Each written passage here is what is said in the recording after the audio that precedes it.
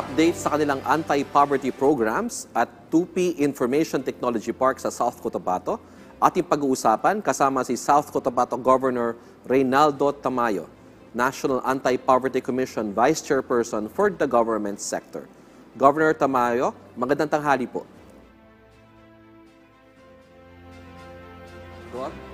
Magandang tanghali naman, Jonathan Ninya, sa mga tagapanood natin, mga tagapakinig. Isang napagandang araw sa ating lahat. Magandang hapon din po. Governor, sa kasalukuyan, ano po itong top priority ninyo para sugpuin ang kahirapan sa bansa? At ano po ang ating update at detalye sa mga ito?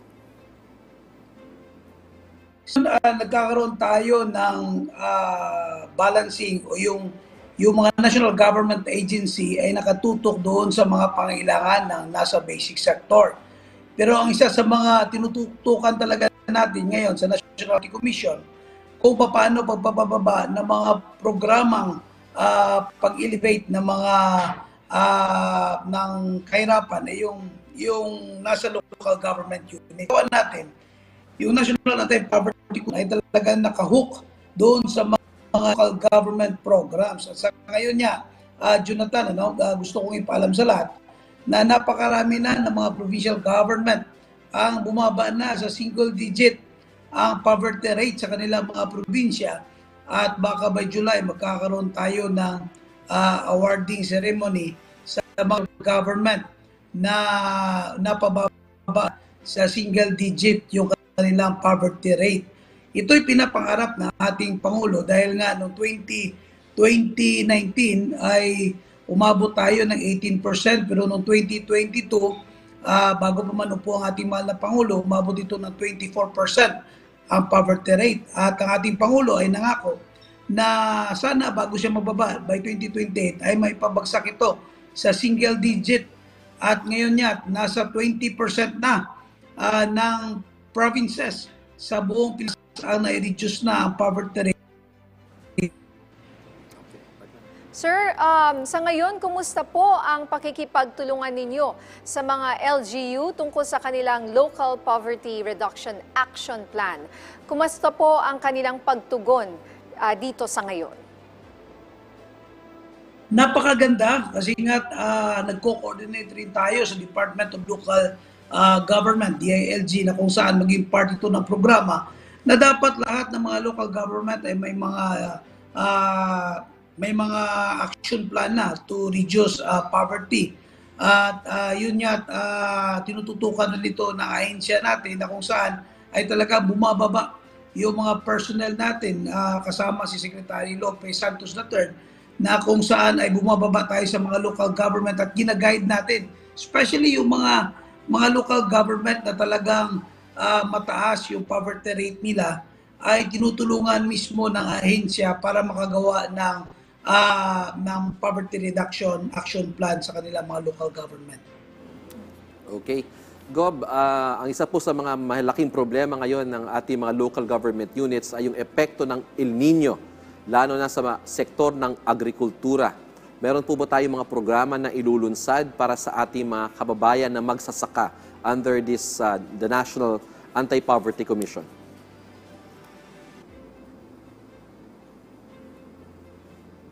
Mukhang ng National Government Agency, Jonathan, at nilink niya ang mga programa ng National Government Agency papunta doon sa pangangailangan na nasa basic sector. At yung mga farmers organization natin na isa yan sa 14 basic sector na inaalagaan or tinitinan din ng National Anti-Poverty. So ngayon, ako as bilang Vice Chairperson ng government sector, tinatap natin yung Department of Agriculture kung ano yung mga programang naayos sa pangailangan ng ating mga magsasaka pagdating doon sa epekto ng El Nino. At yun nga, hindi naman nagkukulang ang ating national government, especially ang Department of Agriculture, sa bigay ng mga ayuda na makakabawi yung ating mga magsasaka sa epekto ng El Nino. Kung matatandaan ninyo ngayon, may mga ilang lugar na rin, especially sa Mindanao, na kung saan malaki yung agricultural land natin. Dito ay dahan-dahan ang umuulan. Nag-uulan na simula pa last week. Pero hindi natin maiwasan yung effect ng El Nino noong mga nakaraang buwan ay maapektuhan yung harvest natin up to next month. Kung kaya ang ginagawa ngayon ng Department of Agriculture ay pinupunan yung mga losses nila. Pero kami naman sa local government, ang ginagawa naman namin ay tinitina kung paano tayo makaka-augment na kahit wala silang harvest next month, ay tuloy pa rin yung buhay. Ibig sabihin, may pa rin. Andoon nakatutok yung mga funds natin na nanggagaling naman sa calamity fund ng mga local government units. So natutulungan ang municipal level na calamity fund ay yun yung immediate na binibigyan. Ito naman sa provincial government kung paano natin masusustain yung susunod na buwan. National government naman kung ano yung mga damages sa mga crops nila, yung mga inputs nila, ito naman na binibigay ng national government natin, na mga national government natin. Ngayon, ang ginagawa ng National Anti-Poverty Commission ay kinoconnect at nililink natin yung mga government agency na ito papunta direkta doon sa mga basic sector na nasa community-based. Alright, kamakailan po, Governor, ay itinalaga ni Pangulong Marcos Jr.